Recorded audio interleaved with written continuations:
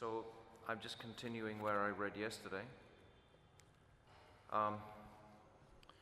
It's saying, alas, this is a translation of a verse from Chaitanya Charitamrita, Madhya Lila, chapter 8, verse 154. Alas, before we met, there was an initial attachment between us. This is describing this Surata Rati. This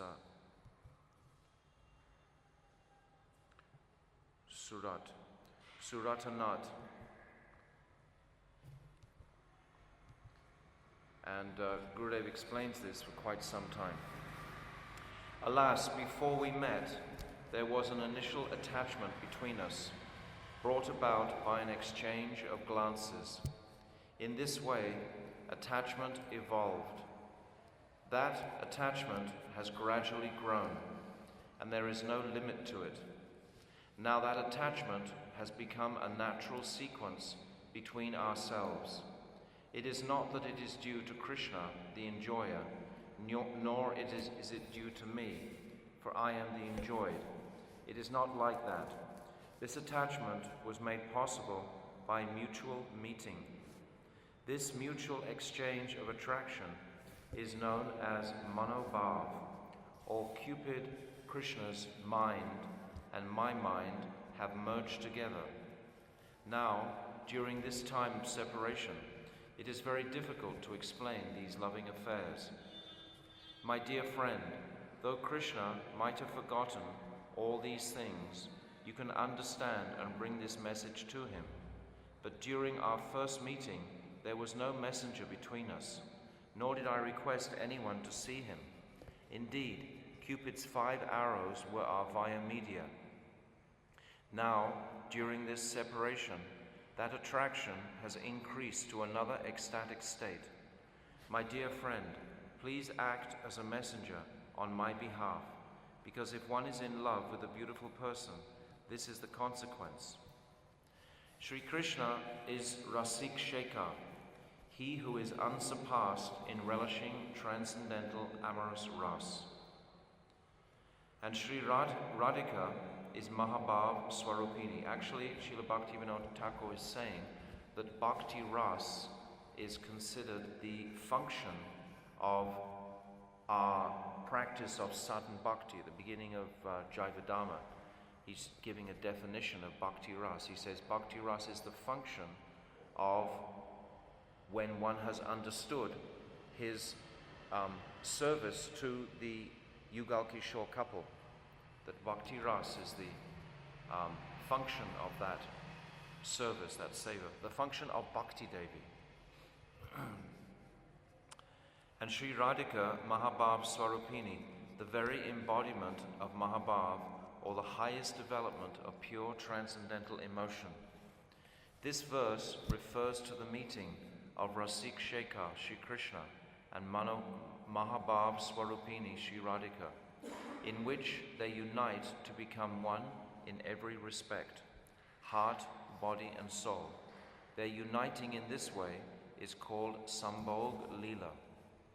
The gopis say, with your eyes you create the inspiration within us for Surat, and then you meet with us. Nata means Lord, so the general understanding of Suratanath is the Lord of Surat, the Lord of the meeting. But Nata also means to beg. When explained in connection with the word Suratanath, the word Drisha becomes Drishaiva Suratanath.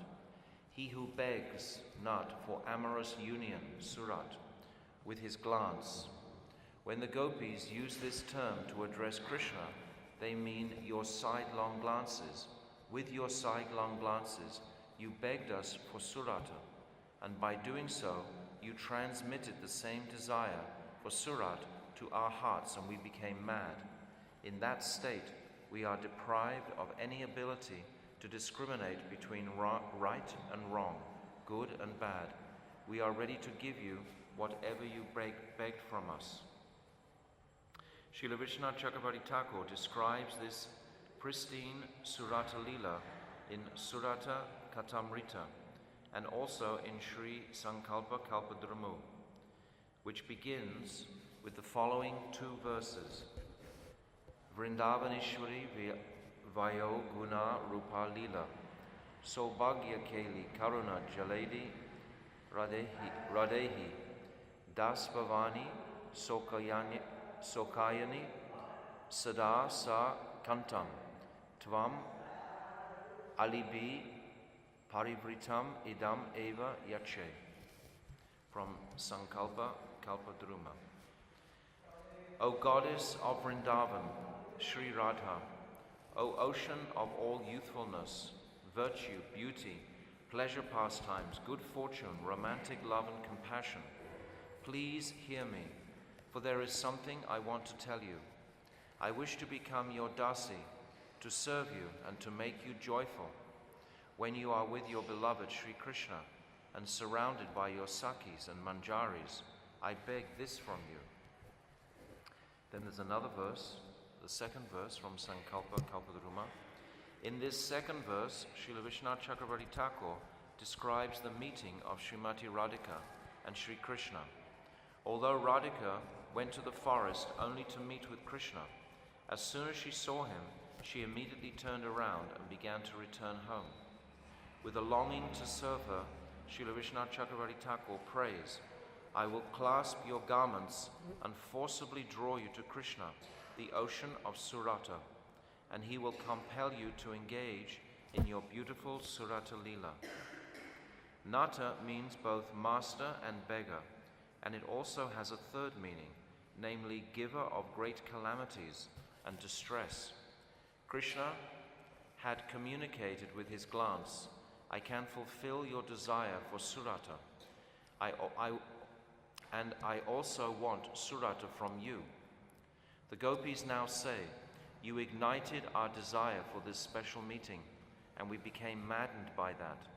Then, amidst our Surata Leela, you've suddenly disappeared. An example can be given of the disappointment a hungry man feels when he is just about to take a meal and a monkey comes and snatches his plate away.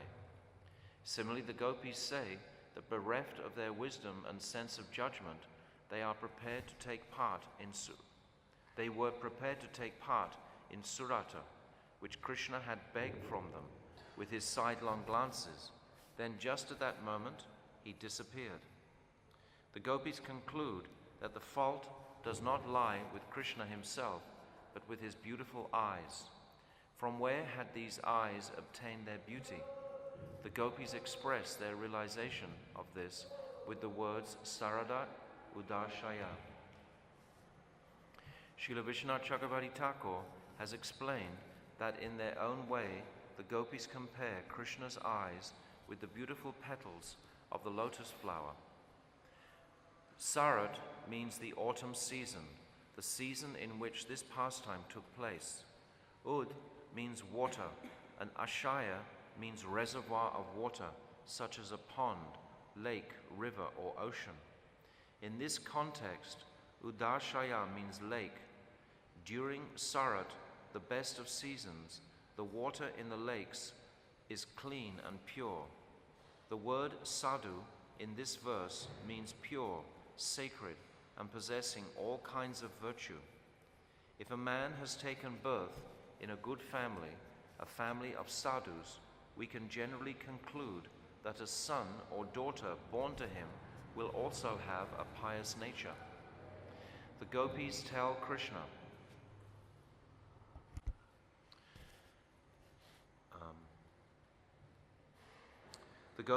Krishna, the beautiful lotus growing in the vast pond is fragrant, soft, and sweet in the autumn season when the water is pure, and therefore the lotus growing in that water is also pure. The petals on that lotus and the pollen on the petals are also completely pure. Every part of that lotus has manifested with purity, and as a result of purity, and is the result of purity. Without this purity, the lotus, in all of its features, would also be without beauty. It's very beautiful poetry, the way Gurudev is bringing out this aspect of the comparison to the lotus flower and the pollen on the petals, and every part of the lotus is absolutely pure, like the gopis. Srila Vishwanath Chakravarti Thakur and Srila Jiva Goswami both explain that in comparing Krishna's eyes with lotus petals, the gopis say, "Your eyes possess the wealth of beauty that they stole from the petals of the lotus, but your eyes have an extra magic that make them unique, which is that they can steal the qualities of something just by looking at it. You simply glanced at the lotus, and in doing so, you took away its loveliness. In this way, you left the lotus reduced in magnificence, while the beauty of your eyes increased.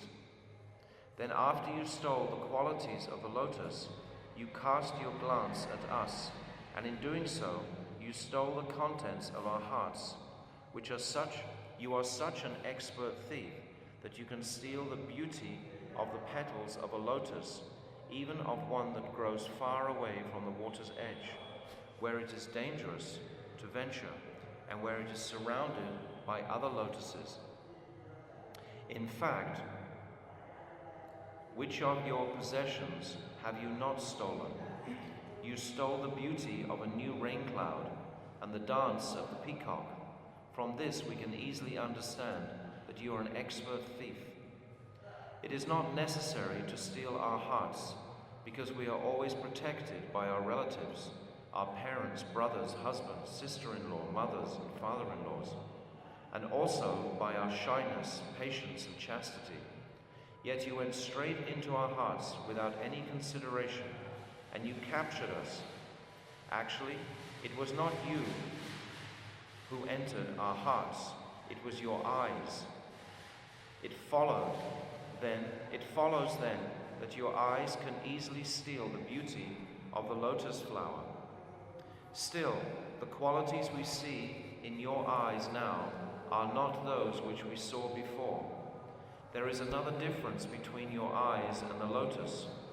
The lotus always looks the same, but when we look into your eyes, we see that they contain newer and newer allurements at every moment. In this way, through your eyes, you begged us for something, and we became maddened, and ever new waves from the ocean of transcendental prema then arose in our hearts. Simply because of the way you glanced at us and expressed your desire for Surat, we became your unpaid maidservants. You accomplished this by glancing at us from the corner of just one of your lotus eyes. When just one of your eyes can so expertly express your intention, what would have happened if you looked at us with your two eyes? Why did you say that we are your unpaid maidservants? First of all, have you ever given us anything for our services? Never. Second, have our parents given us to you in marriage? No. Moreover, although we were never willing to marry you, our parents still could have given us to you in charity, thinking it would have been best for us, but they never did this. Third, even if we had wanted to marry you, but were not given to you by our fathers and mothers, we could have had a Gandharva-style marriage, whereby we would have simply exchanged garlands with you. But you have also not performed the Gandharva marriage with us. You have paid us nothing and given us nothing. Gopis are feeling very distressed in this. This is what Gurudev is bringing out, the depth of their distressful feelings. We have become your unpaid maidservants because your eyes begged for our hearts. You have not begged, but your eyes begged again and again, and we fell silent. What was the meaning of the gopis' silence? It signifies their acceptance of his proposal. The texts on literary theory, called Alanka Shastra, state that the moods of prema or calm first arise in the heroine, the Nayika, and then in the hero, the Nayaka. Yet the heroine does not approach the hero to express her feelings. Rather, the hero approaches the heroine, and then she responds. In that case, however the situation is reversed, Krishna is not making any advances. Instead, he is silent and has disappeared from the gopis' midst, as if rejected this special meeting. It is the gopis who are repeatedly appealing to him without shyness. You begged us for this, and we came to you, they say.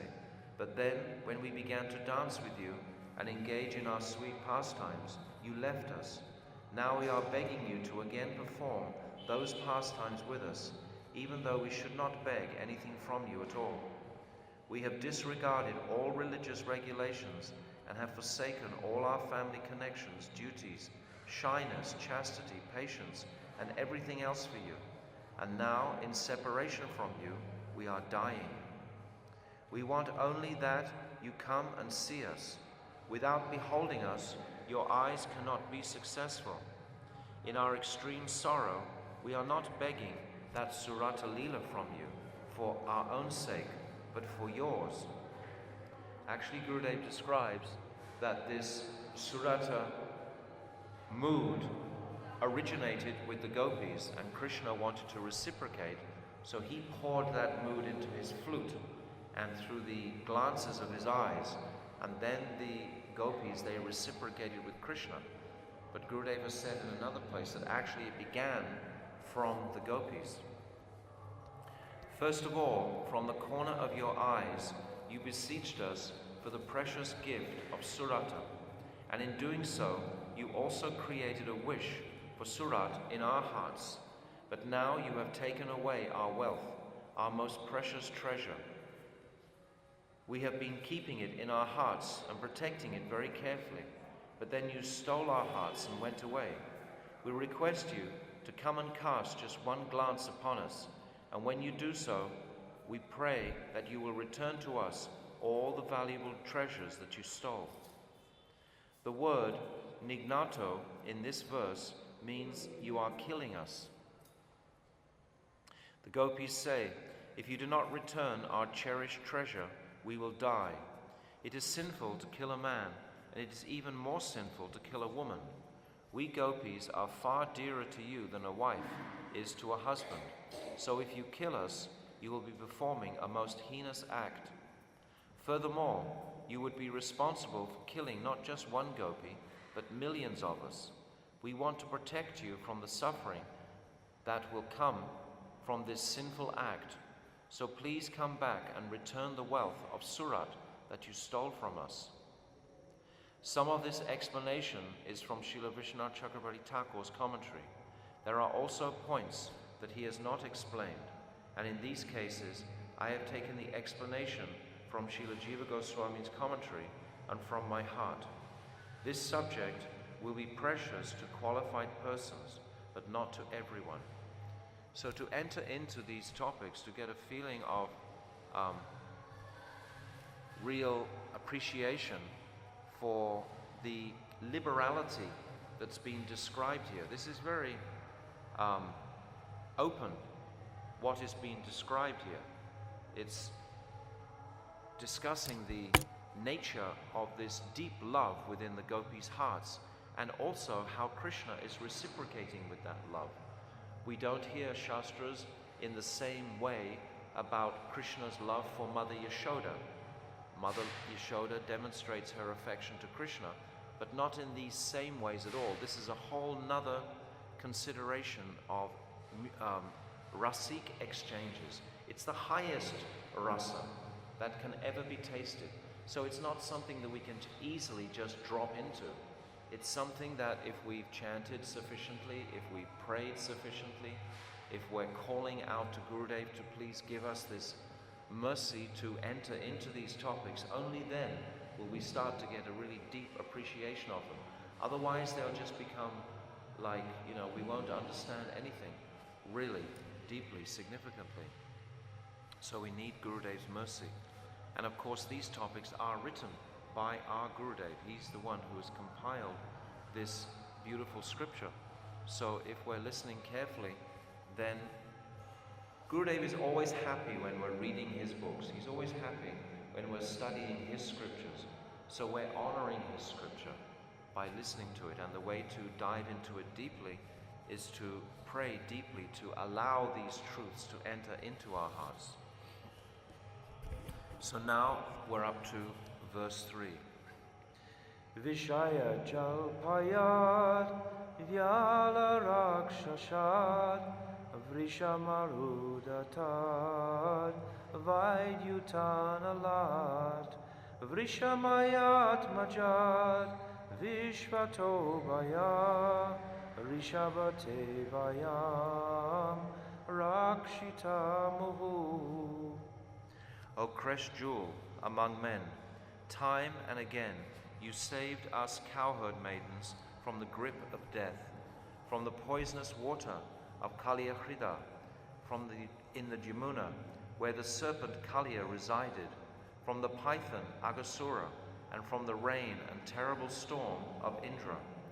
You saved us from the whirlwind demon Trinavrata, from the firing of Indra's thunderbolts, and from the dreadful forest fire, from the bull demon Aristasura, and from the son of Maya named Vyomasura, and from every other kind of threat.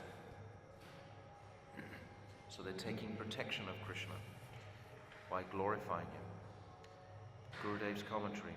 Weeping as they perform their kirtan, the gopis tell Krishna, in the past you protected us from various kinds of dangers and from the devouring mouth of death. You rescued us so many times, so why are you now killing us with the arrows of your glance?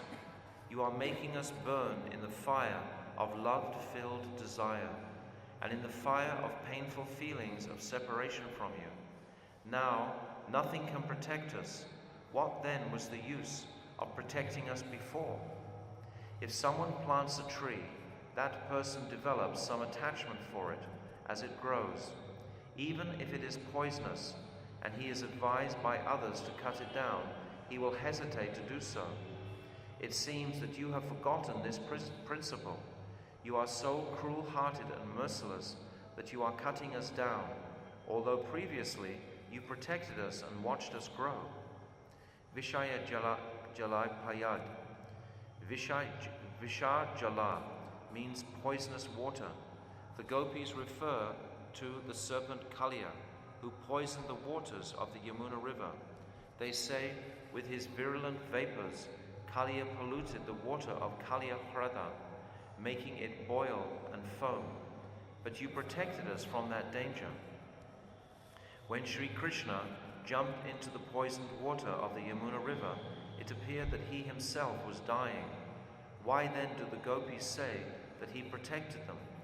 All the boys and calves had been playing on the bank of the Yamuna at Kaliyahrada, and from the mere smell of that poison they fell to the ground as if dead. Krishna immediately restored their life by his glances, which are full of life-giving nectar. Determined to send Kaliya away, he then jumped into the Yamuna. The gopis continue, if you had died, we would have also died, and Nanda Baba, Mother Yashoda, and all the Brijvasis would have died.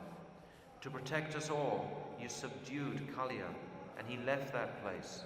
The water became pure once more, and everyone was safe. This was a most beautiful pastime. This pastime is described by Srila Gaura Govinda Maharaj as the beginning of this Purvarag.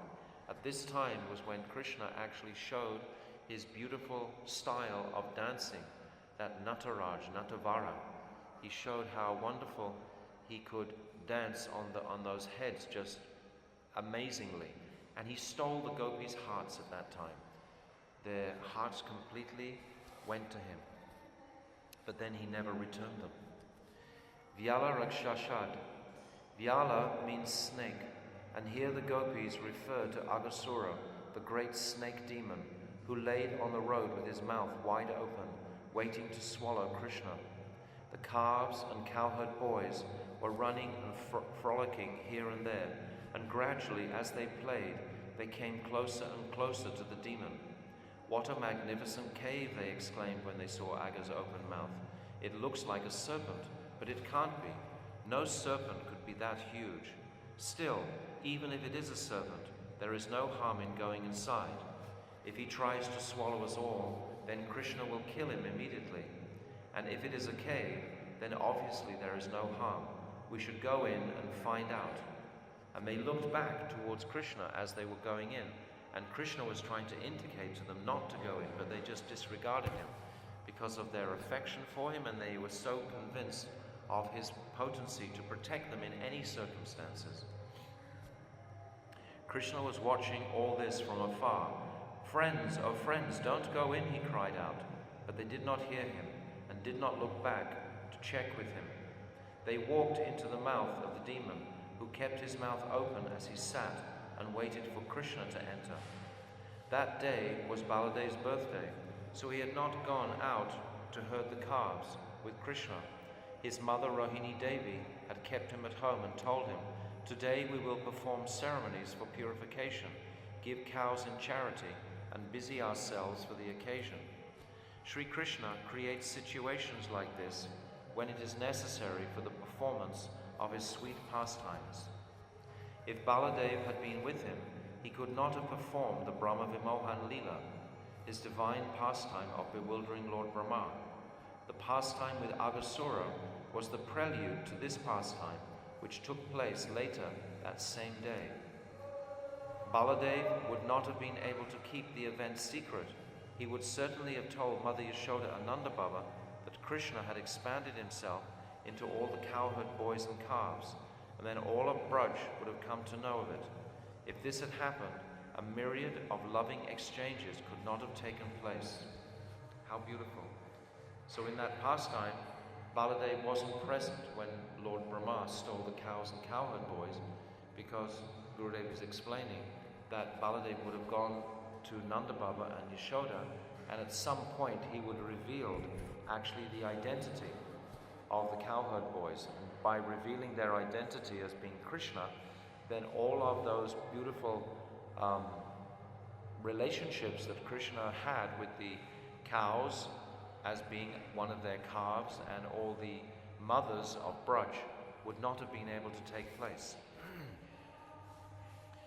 When Krishna killed Aghasura, Brahma saw the glaring effulgence of Aghasura's life hair come out from Aghasura's head and remain suspended in the sky. Then when Krishna came out of Aghasura's mouth, Brahma saw that light descend and enter Sri Krishna's lotus feet. Brahma was astonished. How is this possible, he thought. Others intently tried to attain liberation without success, but this demon attained it just by taking Krishna within his mouth with the purpose of killing him. Brahma then witnessed another of Krishna's wonderful pastimes, his assuming the forms of all the calves and cowherd boys. Krishna's primary objective in performing this transcendental pastime was not to bewilder Brahma. Rather, within his heart, he was aware that many of the elderly gopis wanted to nourish him as their son, and that many of the cows wanted to nurture him as their calf, and he thus made an arrangement to fulfill their desire. This was one of the several reasons why his Yogamaya potency inspired Brahma to witness the Aghasura pastime. How amazing that Krishna should arrange this. If you try and tell this to someone who's not a devotee, that God wants to take the form of all these children and these calves, how will they possibly be able to relate to something as beautiful as that? Krishna is so filled with the desire to reciprocate with those who have affection for him. Yayita mam prapadyante, that however they're feeling, he's going to reciprocate. And the loving feelings of these elderly gopis, Krishna reciprocated through this remarkable pastime. And of course, Lord Brahma had whatever pride was in him as being the creator, purified completely, just like Indra had. Actually, this pastime is described in the list of the demons who came into Vrindavan, just like Indra is considered in a demoniac mood when he's showering all those thunderbolts, etc. on Govardhan. And similarly, when this Brahma Vimohan Leela, this is like a demonic, it's an interruption to Krishna's pastimes. So it's in the category of those demonic, of course Lord Brahma is not a demon, but nevertheless he challenged and questioned Krishna's mystic potency. Now in Gopi-gita, the gopis say, if all the boys had died within the body of Aghasura, everyone else in Braj would have died as well, including us. We could have easily died. Why did you bother protecting us then, if you want to kill us now? Understand, the gopis are really feeling like they're going to leave their bodies entirely. The word Varsa Marutad in this verse refers to Indra, the king of heaven. Varsha means rainfall, Marut means tremendous windstorm, and Vidyut means thunderbolt. The gopis tell Sri Krishna, by holding Giriraj Govardhan on the tip of your smallest finger, you protected us from Indra's inundation of rain, fierce tempest, and furious hurling of thunderbolts. In fact, you not only protected us, you overwhelmed us with great happiness at that time. The word Analat means from fire. Actually, it's described that while they were taking shelter of Giriraj Govardhan, there was such a wonderful festival taking place. There was so much music, there was so much joy, there was so much happiness. And when those clouds and those thunderstorms came in the personified form to check what was going on, and all they could be aware of was this wonderful ecstatic festival taking place underneath Govardhan. And Indra was sitting meanwhile in his court in complete anger and depression practically that this was taking place. But they were having such an amazing festival underneath Giriraj. The word Analat means from fire. Krishna saved the Brijbasis from two great fires, one of which took place in the forest near Bhavan. There, in the shade of a massive banyan tree known as Bandiravat, Krishna was playing with the cowherd friends, as the cows drank the water of the Jamuna and grazed on the lush green grass. Gradually, the cows wandered away from Krishna, and the boys entered the Munjatavi. Is that how you say it? Munjatavi, a forest of prickly munja plants. There was some distance away. It was summer, and the scorching heat dried the forest, which was so dense that the cows lost track of the path by which they had come. Overwhelmed by thirst and heat, they became most perturbed. The cowherd boys began to search for the cows, and in doing so, they left Krishna and Balaram. They entered this Munjatavi forest, and like the cows became agitated by excessive thirst and intense heat. It was then that wicked Kamsa's servants, who had been hiding in the forest, set the grass and trees ablaze. Within a moment, a wind flushed the fire throughout the area, leaving both the cows and cowherd boys caught in the center. Seeing no other means of escape, they all began to cry out to Krishna and Balaram. Immediately, upon hearing their distressed call, Krishna and Balaram came in their midst. "Close your eyes for just a moment," Krishna told them, and in that moment he swallowed the terrible forest fire. The boys considered why Krishna might have told them to close their eyes. Krishna must know a mantra for putting out fire, they thought, and maybe that mantra can only be recited in a very secluded place. If we shut our eyes, he will feel that he is alone. There is another reason why Krishna told them to close their eyes. Once before, when he was still a baby, the boys had seen him eating earth, and they had complained about it to Mother Yashoda. So now he thought, if they see me eating fire, they will certainly complain to Mother again, and she will punish me. Besides this, if my friends see me swallowing the entire fire, they will think that I will surely burn up, and their life air will depart. Sometimes this Sakya bhav, this relationship between Krishna and the cowherd boys is really brought out in some of the writings. It's described that Sridam, for example, he can never be separated from Krishna even when he's sleeping. He's waiting for the sun to finish his orbit so that he can quickly be with Krishna again. And Subal also never lets the hand go of Krishna, even in his dreams. And these loving exchanges are incredibly profound, because often we're hearing so much about the gopis' exchanges, but in Sakya Bhav also, we read in Vrindavan Champu, in Gopal Champu, many of these beautiful books, the description of the Sakya relationship. It's very, very intensely sweet. When, after a moment, the boys opened their eyes, they saw themselves once again standing with Krishna and Balaram in the cooling shade of Bandiravat, their cows peacefully lying nearby and chewing their cud. Was that a dream, they wondered in amazement? Referring to this forest fire, the gopis now say, "You protected us at that time." By these words they imply, if all the cowherd boys had died in the fire, their fathers and mothers would have died also from grief, and we gopis would also have died. By protecting all of Braj in this way, you protected us as well. With the phrase Vrisha Mayat Majad, the gopis mention yet another instance of Krishna protecting them. Vrisha Mayat Majad refers to two demons, Vatsasura and Vyomasura. The word Vrisha refers to Vrishasura, another name of Aristasura, the gigantic bull demon, and the word Atmajad means son. Conjoined with Vrisha, Atmajad refers to the son of Vrishasura, namely the calf demon Vatsasura.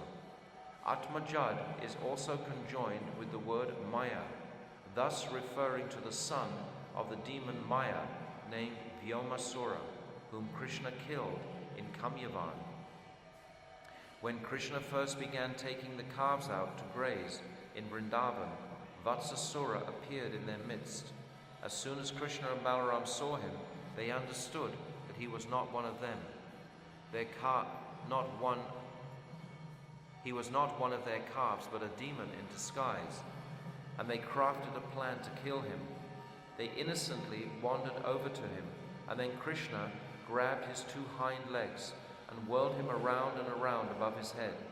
Vatsasura then assumed his original, ghastly, gigantic form, at which time Krishna hurled him into a tree. Seeing Vatsasura's enormous size, the cowherd boys became filled with fear and exclaimed, "He came in the shape of a beautiful calf, but just see his actual form." Vatsasura's father, the gigantic bull demon, Aristasura, was killed by Krishna at Radhakund. Aristasura was certainly sinful, so one may wonder how he could have entered the pristine area of Radhakund. He was able to do so only because Yogamaya permitted him to enter, in order to facilitate Krishna's pastime of killing him and subsequently intensifying the gopis' prema. He had entered the village of Vrindavan when Krishna was eager to perform rasa. Krishna killed him and protected all the gopis, and then the rasa dance began. Of course, all these demons, they all have a particular purpose, like Aristasura, this arrangement to take the life of Aristasura, of course, facilitated the beautiful pastime of Radhakund manifesting. After Aristasura was killed, then of course the gopis, they didn't want to touch Krishna. They told him not to touch us. And then Krishna was asking them, well, how can I become purified? And they said, well, you have to take bath in all the holy rivers.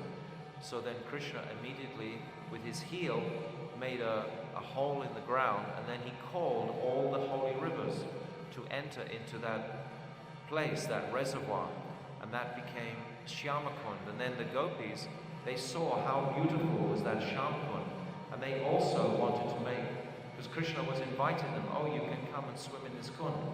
And Radha and her Saki said, no way, we're not coming into your kund. It's been contaminated by you because you killed this bull demon. So then the gopis said, oh, we'll make our own kund. So they broke their bangles and began to make this huge reservoir next to Shyamakund. And then Krishna asked, well, how are you going to fill it up? Perhaps if I just break the wall here, these waters from Shyamakund can pour into your kund. And they said, no way, we don't want your waters. We'll get our own from Manasiganga.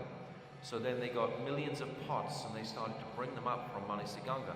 But it was a very tedious job for them.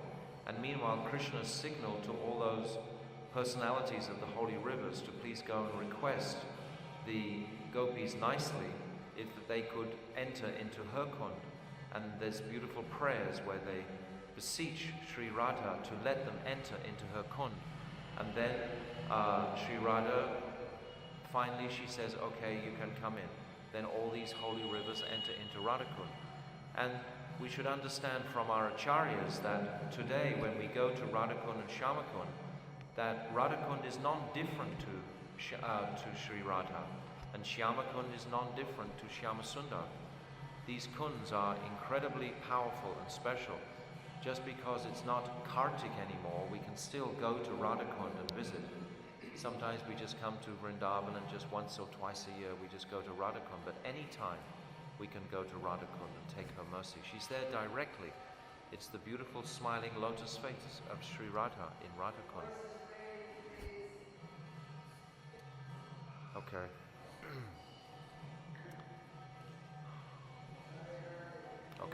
Okay.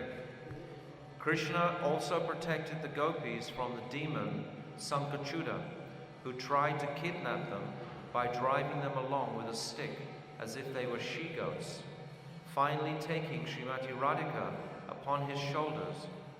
One may wonder, how is it possible for a demon to touch Srimati Radhika? And the answer is that in order to facilitate Krishna's human-like pastimes, his Naralila, Yogamaya arranges miraculous incidents. Actually, it was not possible for Sankachuda to touch Srimati Radhika. Since Krishna can do anything, the form of Sankachuda may have been a manifestation of Krishna himself, sometimes with the purpose of making Radhika run into his arms. He may frighten her by assuming the form of a serpent. He performs unlimited pastimes such as these, and according to his desire, Yogamaya makes all necessary arrangements. It's like when Krishna disguises himself as a female, he really is like a female. Otherwise, how would Radharani not, how would she allow him into the kunj? Of course he's Krishna, and he's got some, flowers stuffed down his bodice, etc. But still, in every respect, he's acting and he's looking exactly like a female. So this is the work of Yogamaya also there. Sri Krishna protected his associates from the horse demon Keshi, the cart demon Shakatasura, the crane demon Bakasura, the ass demon Dhenukasura, and so many others. The gopis continued, Rishabte Vayam, Rakshita Muhur. You have shielded us from a myriad of calamities and from innumerable terrifying forms of death, but now you are killing us. If you desire to kill us now, why did you protect us on so many other occasions? So there's such a list of times when Krishna protected them. There's so many demons when Krishna demonstrated his affection for the Brijbasis, for the cowherd boys and gopis, by protecting their lives. This always makes the hero more prominent when he can protect his loved ones. This is the work of a hero. So all the demons come, so Krishna is the main hero. If there were no demons, how could Krishna be showing himself to be such a hero? In his Sarita Darshini commentary, Srila Vishwanath Chakravarti Thakur reveals the meaning of the gopis' words. We are dying due to the effects of your 5 arrows. We have come to you for protection, but we find that your 5 arrows have merely increased our calm, our divine passion, and the burning of our hearts. Krishna himself is Kamadev, the transcendental Cupid. He has enchanted the gopis by shooting at them the arrows of his lotus eyes, and by his mellifluous playing, flute playing, his beautiful lips, his solitary talks with them, and his broad chest. He is addressed in the Kambij Gayatri mantra as Pushpana, he who shoots the flower arrows that enamor the gopis. This transcendental Kamadev can enchant the mind of the Kamadev of this world, and therefore the gopis appeal to him to extinguish the fire caused by Kamadev's 5 arrows. The gopis say, "At present we see that you are Vishvasagati, a betrayer of another's faith." The inherent meaning of the Sanskrit word Vishvasagati is conveyed with the following words: "I slept with my head on your lap, fully trusting that you would protect me, but while I slept, you took a sword and killed me." In this mood, the gopis are saying, "You protected us so many times in the past, so we trusted that you would surely protect us now. Having given up everything we have, and offering you our very existence, we came to you. But now you callously betray us. Even though we are dying, you do not protect us."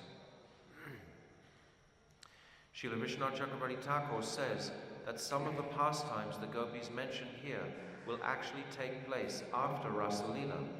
We would expect the gopis to talk about events that took place before Rasa Leela, but how can they speak about future incidents? Srila Chakravarti Thakur explains that these future events were common knowledge to the gopis. They had heard about them long before from Purnamasi Devi, Gagracharya, Bhaguru Rishi, and other sages. They had also heard from many persons about Krishna's horoscope, and they were now repeating what they had heard. Srila Jiva Goswami says that Sri Shukadev Goswami, in his description of the gopis' Purvarag up to the Rasa Leela in Srimad Bhagavatam, was in a very rasic mood. Consequently, he related only Sri Krishna's sweet, loving pastimes. He did not relate Krishna's pastimes of killing of demons, which by ordinary estimation may be considered cruel or unpleasant. He recounted the gopis' Purvarag, Krishna's beautiful pastime with the wives of the Brahmanas, the Yagyapatnis, his lifting Giriraj Govardhan, and his pastimes with the cowherd boys and gopis in autumn and summer. Srila Jiva Goswami says that because of Srila Shukadev Goswami's deep mood, there were occasions when he rearranged the chronology of his narrations according to that mood. Consequently, he recounted certain pastimes of Krishna's killing demons after he described the Rasa Leela, when in fact they took place beforehand. The explanation given by Srila Jiva Goswami seems to contradict that of Srila Vishwanath Chakravarti Thakur, but both explanations are correct. In different kalpas or millennias, Krishna performed his pastimes in different sequences. As mentioned earlier, the gopis accused Krishna of being a betrayer of faith, Vishvasagati. From ancient Indian history, I will now relate a story to illustrate the grief arising from betrayal of faith. The great Buddhist king Ashoka of India built a university called Vishvata Vidyalaya in the very beautiful hilly region named Nalanda, near Patna. At that time, Nalanda Vishva Vidyalaya was quite famous. Students came there from all over the world to study Vedanta and all other schools of philosophy. One of the students was Kumarila Bhatta, who from his childhood had studied the Vedas, Upanishads, Smriti and other scriptures. He had also studied Karma Mimamsa philosophy, and now he wanted to study Buddhism in order to defeat it. Knowing him to be very intelligent, the university authorities willingly admitted him. He studied there for 12 years, and by his final year, his scholarship was famous. One day, as the Buddhist principal was teaching a class, he recited a verse from the Vedas and then explained it in a way that contradicted the actual meaning. He mocked the idea of the Vedas, calling them bogus. When Kumirla Bhatta heard this, he began to weep. "He is crying," the other students commented. "Perhaps he is a Vaishnava or a member of some other sect." In any case, it was obvious that he was not a Buddhist. The principal of the school called for Kumirla Bhatta and asked, "Why are you weeping?" And then he replied, "Your explanation is contradictory and useless." Kumarila Bhatta said, "This is not the actual meaning of the cited verse." "Please give your explanation then," the teacher said. Kumarila Bhatta explained the verse wonderfully, but when he finished, his fellow students were resentful and conspired to kill him. Accosting him, they seized him and took him to the top of a tall building. "We are going to throw you off," they told him. "If your God is really true, and if the Vedas are also true, you will be protected. Otherwise, you will simply die." Kumarila Bhatta concurred. "You are correct," he said. "If the Vedas speak the absolute truth, and if my God is real, then no harm will come to me." They threw him from that building onto the ground below, and then ran down, fully confident that they would find him dead. Instead, they saw him walking and talking, uninjured except for a broken finger. They firmly took hold of him and asked derisively, "If you are actually fully protected, why did your finger get broken?" Then he replied, "I made the mistake of saying, 'If my God is real,'" he replied. "Had I not said 'if,' I would not have been injured at all." Kumarila Bhatta soon preached so boldly against Buddhism that it was driven out of India into China and various other places. While Sankaracharya's philosophy helped achieve this to some degree, the real credit for driving Buddhism out of India belongs to Kumirla Bhatta. Despite his accomplishment, Kumirla Bhatta deeply grieved in his last days for what he saw as a grave mistake. The principal of that university was my guru, he thought. At the end of his life, he was tormented by the thought that an insignificant disciple had defeated him, and he died of grief. "I am Vishvasugati. I have betrayed my guru, who taught me so much. He helped me to make my life successful. He gave me the knowledge which I used to drive Buddhism out of India, and yet I betrayed him." Desiring to atone for what he considered to be his sin, he made a pile of rice husks and set fire to it. When rice husks burn, they smolder and look as though they are not burning. Flames will only appear if the fire is fanned. Kumarila Bhatta lay down on that pile of smoldering rice husks and burned as if he was being slowly cooked. Although in extreme pain, he remained lying there. At that time, Sri Sankaracharya's follower approached him and said, "I have come to beg something from you." "What do you wish for?" Kumirla Bhatta asked. "I beg you to come out of this fire and debate with me on the new Advaitavad philosophy, devised by Sankaracharya, which is so beautiful. I want to defeat you because you are a Smarta and you believe in the Vedas." "I am dying now. I don't want to pollute my mouth with Advaitavad," Kumirla Bhatta replied. "Please go away. I will not talk about this non-Vedic philosophy," he uttered as his life slipped away. This is an historical fact. It is not directly relevant to Gopi-gita, but I wanted to take this opportunity to relate it. You should know this history because it will help you understand how the preaching of Vedanta developed. And of course also helps us understand and appreciate how one is so submissive to his guru, that even in a situation like this, he's prepared to take this tremendous atonement of burning in a fire of husks.